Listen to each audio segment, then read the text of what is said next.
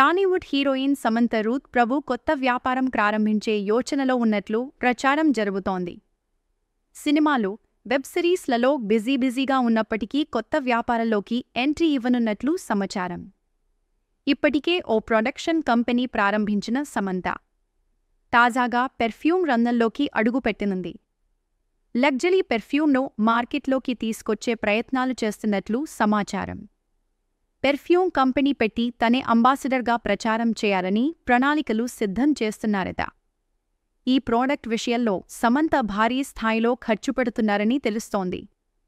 హీరోయిన్గా, నిర్మాతగా, వ్యాపారవేత్తగా కూడా సమంత దూసుకు వెళ్తున్నారు. ఈ కొత్త వ్యాపారంలోనూ సమంత విజయం సాధించారని ఆమె అభిమానులు కోరుకుంటున్నారు. కాన్సెప్ట్ డిజైన్ నుంచి బ్రాండింగ్ వరకు అన్నింటికీ ఆమె స్వయంగా పర్యవేక్షణ చేస్తోందట. ప్రొడక్ట్ మార్కెట్లోకి వచ్చిన తర్వాత తానే బ్రాండ్ అంబాసిడర్గా మారి ప్రచారం చేయాలనుకుంటుందట.